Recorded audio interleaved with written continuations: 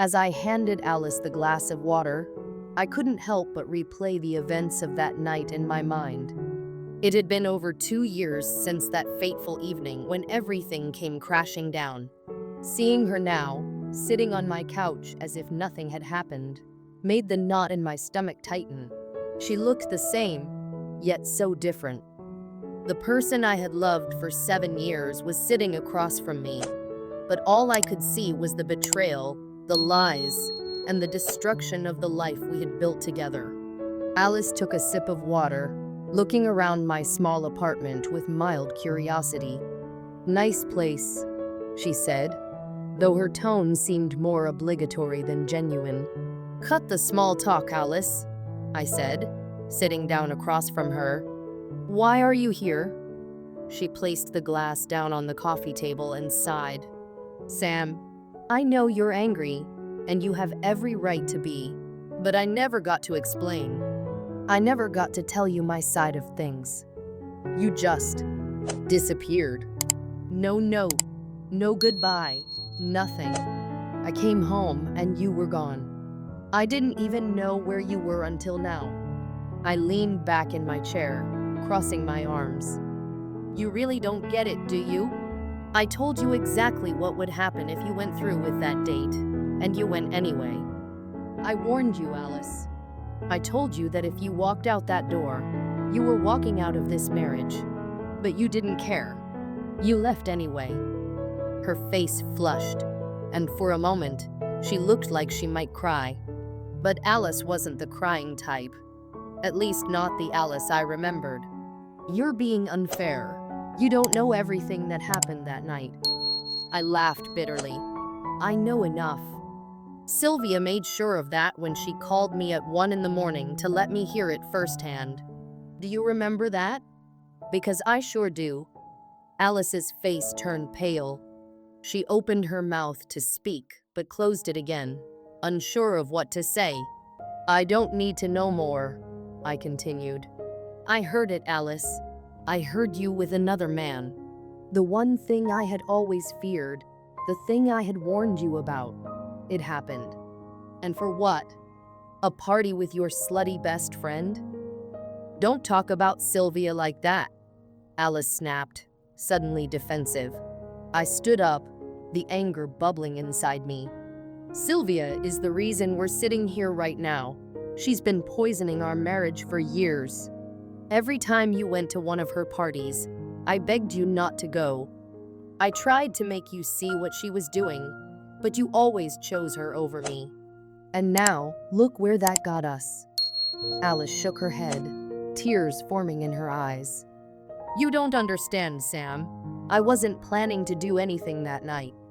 I swear. Sylvia asked me to dress up because she wanted to mess with Todd. She didn't like him and wanted me to get his hopes up and then ditch him. It was just supposed to be a joke." "A joke?" I asked, incredulous. "Do you have any idea how stupid that sounds? You went out with another man, dressed like you were going to seduce him, all for a joke? And you expect me to believe that nothing was going to happen?" She stood up, frustration written all over her face. "Yes, because it's the truth. I didn't sleep with him, Sam. I didn't cheat on you."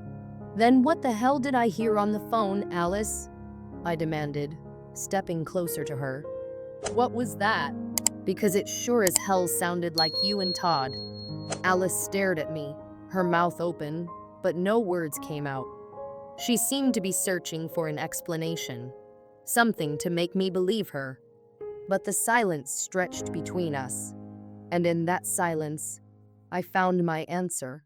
"That's what I thought," I said, turning away from her. "You can't even deny it, can you?" She sat back down on the couch, her hands trembling as she buried her face in them. "It wasn't supposed to happen like that," she whispered.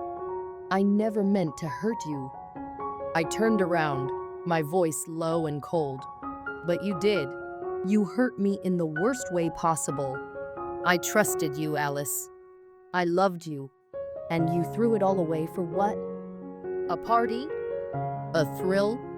What was it worth?" She looked up at me, her eyes red and filled with regret. I know I screwed up, Sam. I know that now. But I came here because I want to make it right. I want us to try again. Try again? I repeated, almost laughing at the absurdity of it. There is no us anymore, Alice. You killed that the night you walked out on me. Alice got up and moved toward me, reaching out to grab my hand, but I stepped back. Please, Sam, I made a mistake, but we can fix this. We can go to counseling, we can talk, we can. I cut her off, shaking my head. No, Alice, we can't. It's too late for that. You made your choice 2 years ago. You chose Sylvia and Todd and whatever the hell that night was. You didn't choose me. And now, I've moved on. Her face crumpled as tears finally spilled down her cheeks. I don't want to lose you. You already did, I said quietly. You lost me the second you walked out that door, and I'm not coming back. Alice sank onto the couch, her shoulders shaking as she cried into her hands.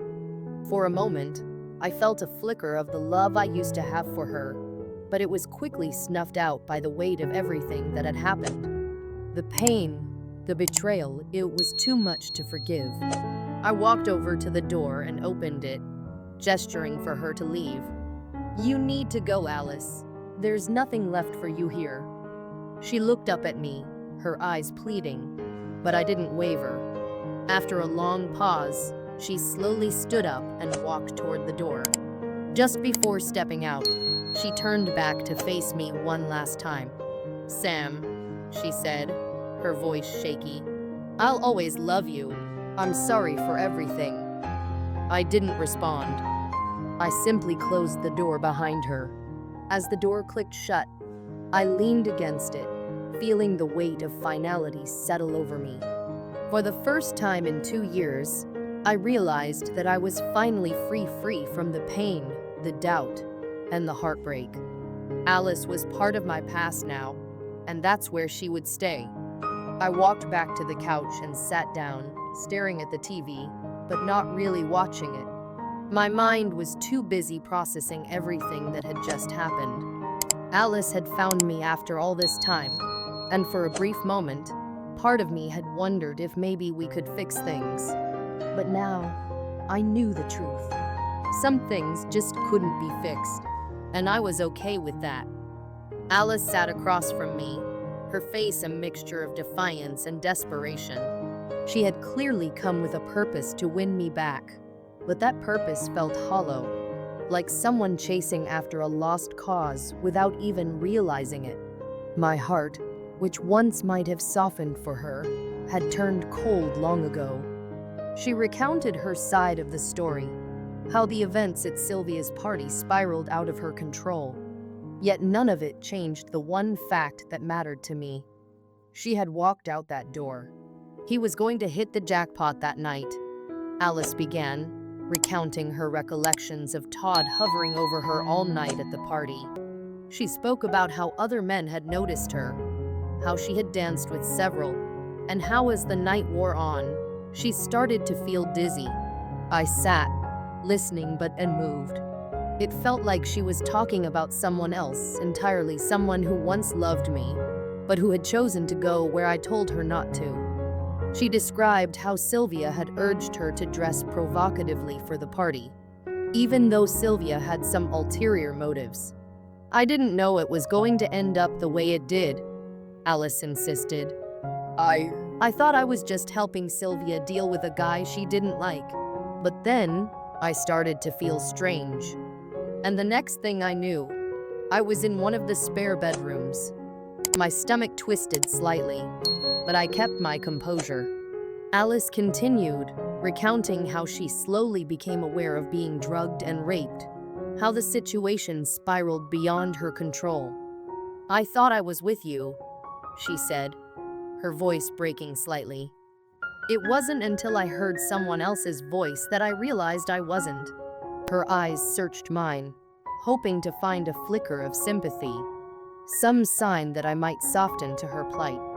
but I had already made up my mind long ago. You should have never gone, I said bluntly.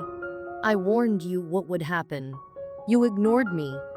She flinched at my words, but she kept going, her tone more frantic now, trying to convince me. She told me about going to the hospital afterward, the traces of drugs found in her system, and the police investigation. She sued the men involved, including Todd and Sylvia, and even Juan. But none of that mattered to me. Not anymore. I didn't do it willingly, Sam, Alice pleaded, her voice rising in desperation. I was drugged. Can't you understand that? I would have never cheated on you if I had a choice. You did have a choice, Alice, I countered coldly. You chose to walk out that door. You knew how I felt about Sylvia and those parties. You knew what kind of people they were, what happened at those parties. And yet, you still went. That's where the betrayal started. She looked at me, a mixture of frustration and disbelief in her eyes. But that's different. I didn't choose to be drugged. I didn't choose to be assaulted. I stood up, pacing slightly, my emotions simmering beneath the surface. It's not just about that night, Alice. It's about the night you left, knowing I told you not to go. You showed me exactly where I stood with you when you walked out that door. You chose another man's company over mine. You chose to be with a group of people you knew I couldn't stand. And you ignored the fact that I told you it would end our marriage. Sam, that's not fair. You're holding me accountable for something that wasn't even my fault. I turned to face her, feeling the bitterness rise in my throat. I told you what would happen if you left, and you left anyway. So don't stand here now, acting surprised that I don't want anything to do with you anymore. I was clear from the start. Tears were rolling down Alice's cheeks, but I could tell she wasn't ready to give up. She stood up, a fire burning in her eyes. I'm not giving up on us, Sam. I love you. I always have, and I always will. I'm going to fight for you. I shook my head, the sadness of it all finally hitting me. You can't fight for something that's already gone, Alice. There is no us anymore. Just as the words left my mouth, the front door opened, and Beverly walked in. She was vibrant, with a confident stride and an easy smile. Hey babe, what's for dinner? She asked, her eyes twinkling as she caught sight of me. Then she noticed Alice and raised an eyebrow. Oh, hi. You must be Alice. Beverly walked over, giving Alice a friendly hug that surprised both of us. Nice to meet you. Sam's mentioned you a couple of times. Alice looked bewildered as Beverly released her and turned to me. We're still going to Angelo's, right? I'll go change. With that, Beverly disappeared into the bedroom, leaving Alice and me in an even more awkward silence. Alice's face was pale, her lips trembling as she struggled to process what had just happened. Does she know we're still married? She asked quietly. She does, I said. But she also knows there's nothing between you and me anymore. I've made that clear. Alice's eyes filled with tears again. I'm not going to divorce you, Sam. I can't. I love you. I sighed, feeling the weight of this entire conversation pressing down on me. Alice, it's over. It's been over since the night you left for that party. There's nothing you can do to change that now. You can stay in town if you want, but it won't make a difference. We're done. For a moment, she just stood there, staring at me with tear-filled eyes, before she turned and walked out the door without another word. The finality of it hit me, but there was no relief, no satisfaction, just the quiet emptiness of knowing something that had once been beautiful was now irreparably broken. Beverly emerged from the bedroom, radiant as ever. She gone for good? She asked, adjusting her earrings. She should be, I said, my voice a bit heavier than I intended. Beverly wrapped her arms around my waist, pulling me close. Good, because I'm not letting you get away from me. I smiled down at her, but deep down, a small part of me still felt the sting of the past. Give me 10 minutes, and I'll be ready for dinner. As I walked to the bedroom to change, I realized that life, as complicated and messy as it could be, always moved forward. I couldn't go back and undo what had happened between Alice and me, but I could choose what happened next. Would I ever be able to let go? Or would Alice forever haunt the corners of my mind? With those thoughts swirling, I drifted into a restless sleep, caught between two worlds, the one I had left behind and the one I was trying to build. And I had already made my choice.